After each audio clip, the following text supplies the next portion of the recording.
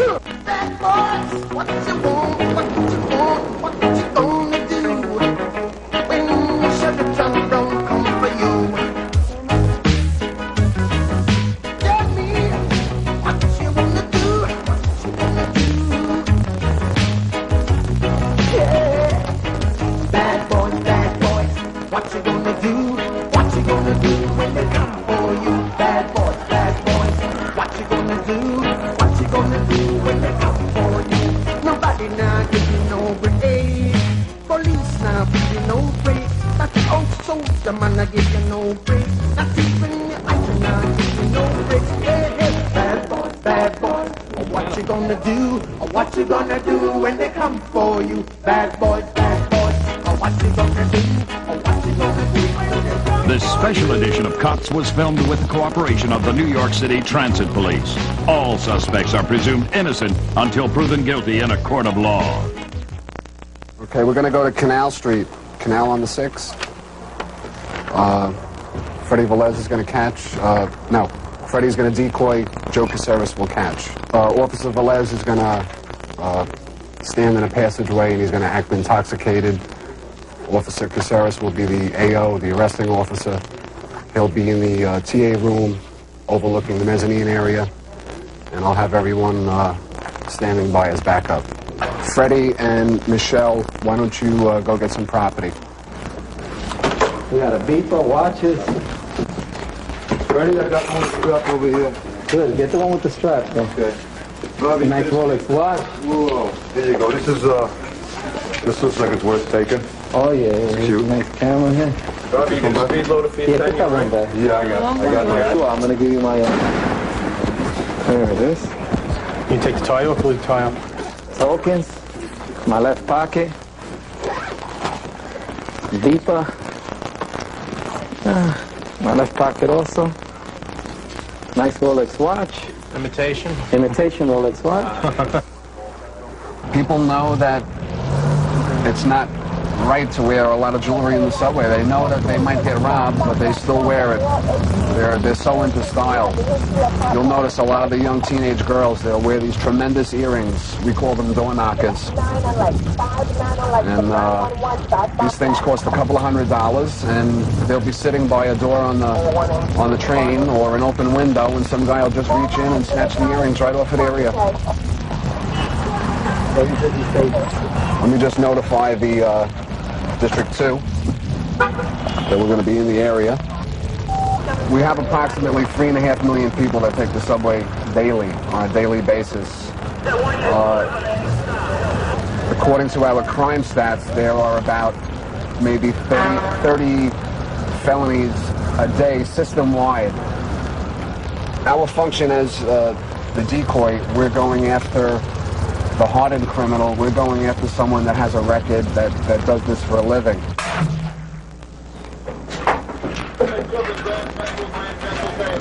Hey, why don't you guys go set up this way? I'll start doing radio checks. Okay, Bobby, we're going to start this in a few minutes. I guess Jose's going to meet you down there. If they run towards you, I'm going to say they're coming towards you, Bobby. Okay. Jose upstairs in the van.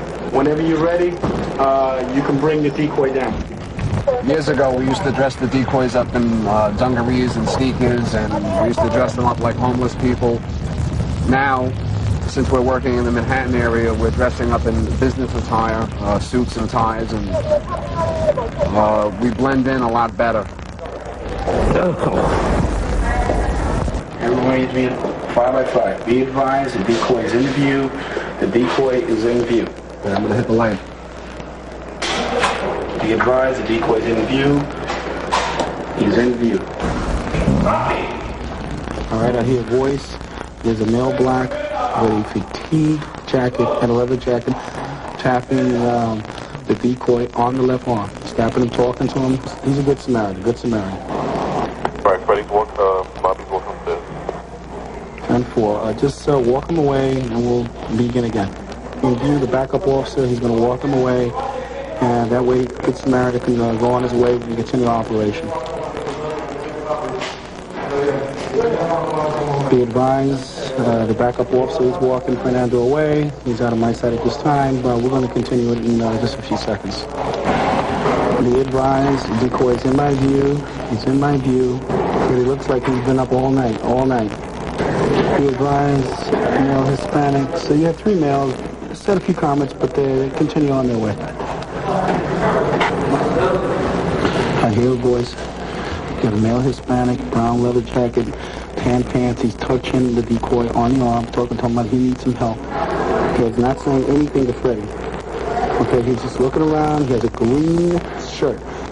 Be advised, he is looking around down the hall.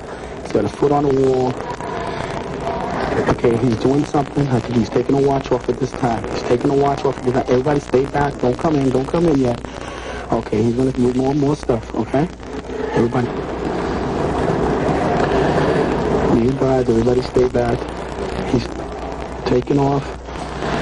He tried to go for the chain. He's trying to take off the tie to get to the chain.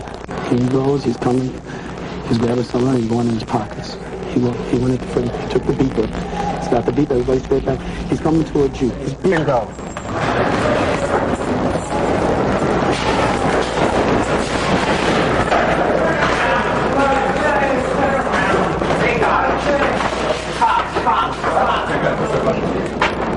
Okay, nice and easy.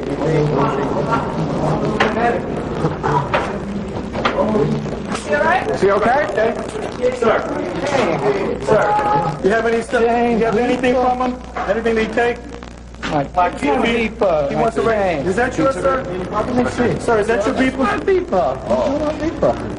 That's yours? My watch. What are you doing with that? Are you chained? Okay. I took my chain. Bring him up to one of the vehicles. Come on. Just tell him that we need an ambulance here and that we are requesting transportation for the bad guy. Okay. How long you been living in the streets with? In the street? Yeah.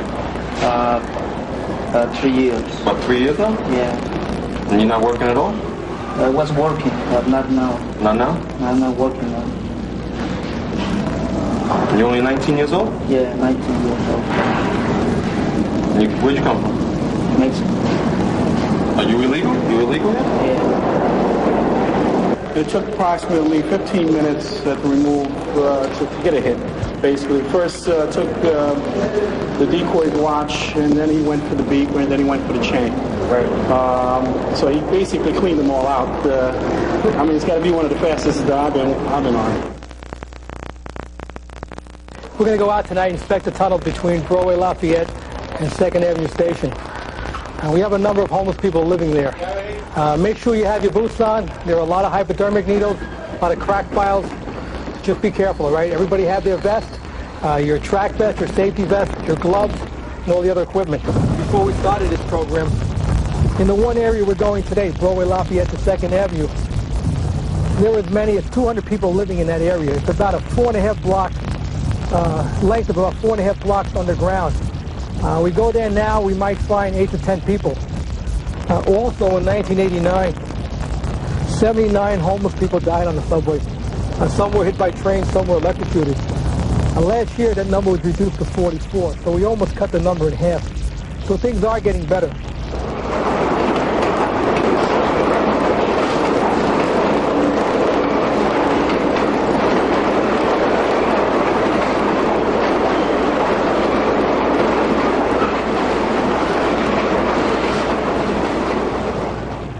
They bring down mattresses down here. This is a real safety issue. We have trains going by. A spark from a train can catch the mattress and start a fire, or a smoke condition, which could be more deadly than a fire down here in the event that happens. If you look over here, you'll see a number of crack vials. Empty crack vials. There's 3 over here. There's another one there. There's 2 over here. We're walking around with lights and vests, and we're all track certified. Yet these people are walking around with no lights, oblivious to really the danger that's down here. Striping on here, the red and white striping. Right down here. It tells you. It says it right here, no clearance. That's one of the switch areas we're talking about. This is marked no clearance, yet we've had people sleeping 2 abreast right here. If they lean over, any part of their body extends beyond this wall, they'll get hit by the train. We had people killed at this location.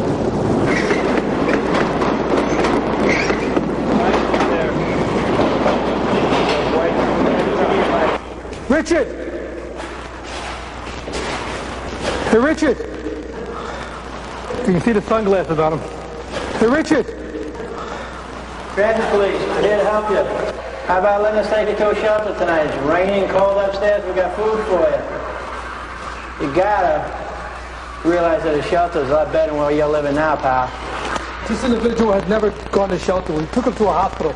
We had him psychologically evaluated and they said he was normal. Like the way he cooks his food, he wraps it in newspaper, raw meat, and then sets it on fire. And that's how he cooks. That's why you get all the paper and all the cans, as you can see. If you look on the shelf here, you'll see all the ashes underneath this, all the burnt ashes right there. That's his stove. He would keep his food in there, and the rats would eat through the wood. And they were eating his food. We been here for a couple of years. Yeah. For a couple of years, we've been trying to get him into some sort of a mental institution. But as we said earlier, every time he gets psychologically evaluated, he comes up with the right answers. As you can see, living like this, the doctors don't come down here. The doctors that psychologically evaluate him do it from a nice, clean office in a hospital. If they could see him living like this, I don't see how they could not commit him for his own safety. See, part of the problem is substance abuse does not make you mentally ill. Because once you're off the stuff, you may not be ill. So that's the problem. We're dealing with a lot of people who are on substance abuse, whether it's drugs or alcohol, and when they're in that condition, they're a danger to themselves. But once they're off that condition, they can't be admitted because they're not mentally ill. But he'll go out to the street. He won't accept our services, and he'll go out to the street. At some point, he'll try to work his way back in here.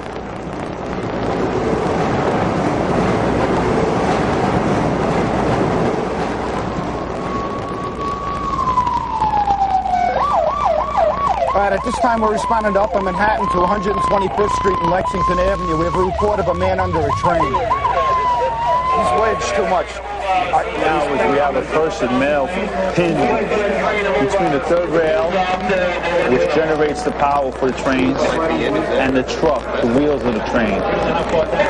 When we get confirmation power up on both express track and local track, what we'll try to do is jack up the train and try to slide the body out.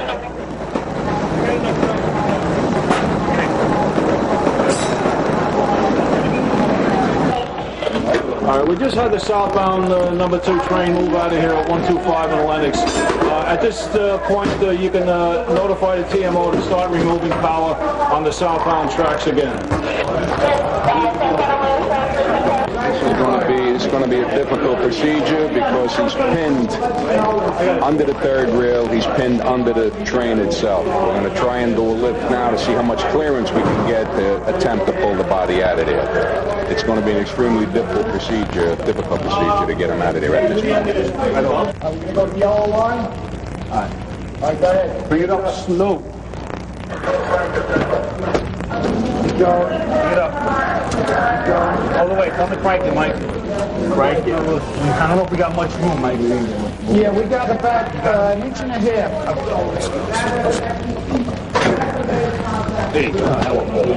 All right, this will work just fine. This will be fine. He's clear. He's clear. We'll put him up on the train, put him onto the platform, and then if they want to move, then we can track down the rest of it. We pretty much got to look. He's skid marks all the way back for about another 50 to 75 feet. We got a red bag. We'll go find out. It's supposed to be an arm and some other stuff. But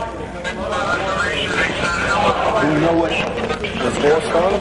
I believe there's an arm and there's other body parts down the line.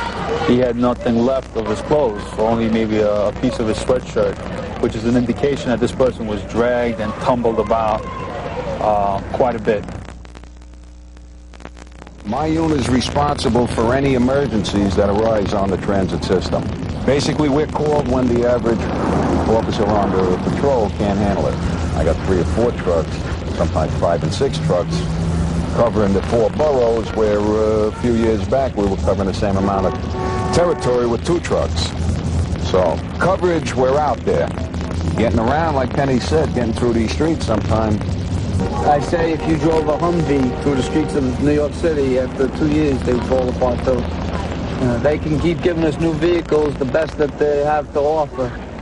But between the potholes and the stop-and-go traffic and other people hitting you, a tank would fall apart in a couple of years.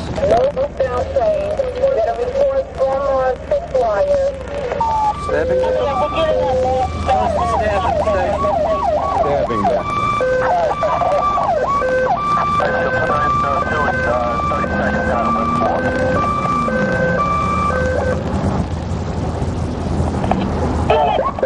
Stay off the air, Teddy. Unit with the priority only. Okay. 30 seconds out, West 4.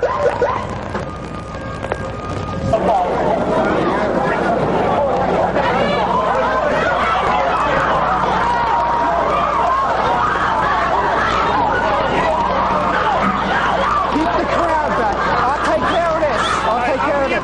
Right now we got a young man stabbing to the stomach. Part of his bowel hanging out, which makes it a fairly serious wound. Take care of the crowd.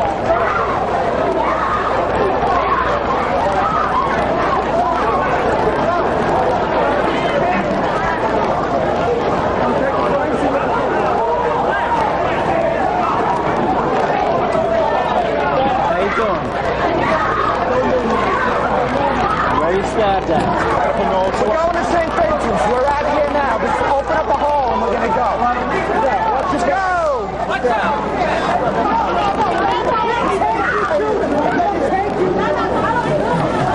We got to get out of here. I don't know the circumstances of the stabbing, but it's a fairly serious wound. So we're going to get him upstairs, work on him up in the ambulance. Where'd he get stabbed? They came off the train car. They were on the front train. The guy was shot off the head. I think that went on the guy was stabbed in the stomach. There's a big fight. There's a girl on the ground. I don't know if he got stuck on the platform in the midst of the whole thing. No problem?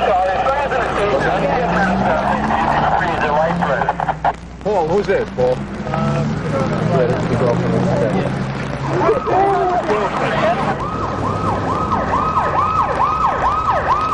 danger level is always there. It's magnified to a point that you don't know who's who. You don't know what's going on. You were down there. You seen what happens. You got 100 people around you. You don't know who's looking to hurt you. We're down there to help them. And again, at the same time, protect your own back.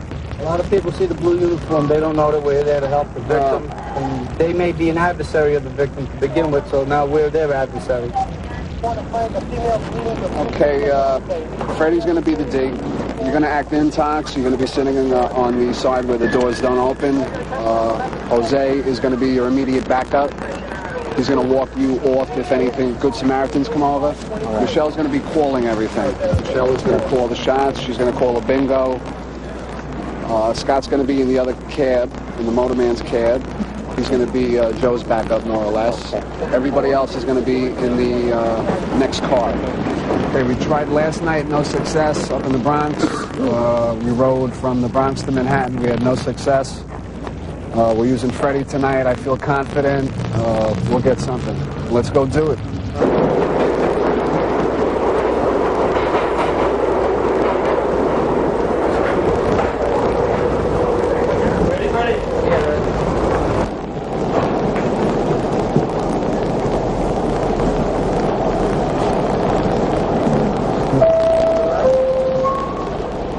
Drinking.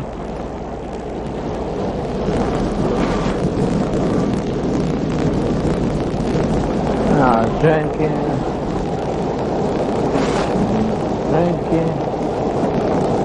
Two tickets. Lost my ticket.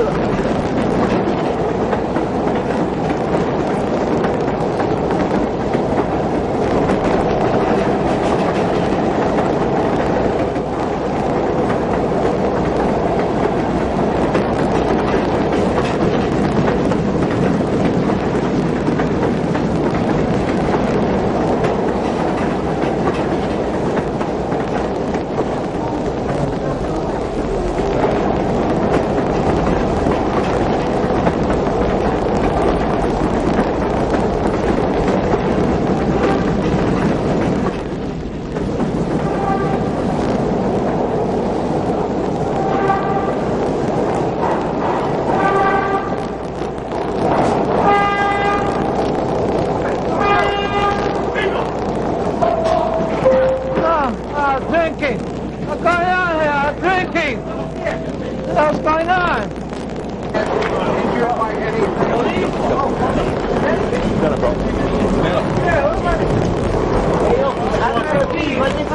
Channel gonna go. My feet, but this guy right here, yeah, that was the guy. Oh, yeah, my feet off.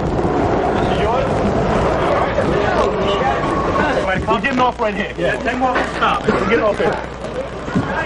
Okay. Get the black. Look out, let me get to the front. We have a 1012 86th Street on the 1. I don't know the booth at this time. I'm on the platform. He caught in, looked at me, went over to his friend and said, I think that big guy there, he's got to be a cop. There's no way. I mean, he's a big guy. He's there making like he's asleep, and I know this is all a setup.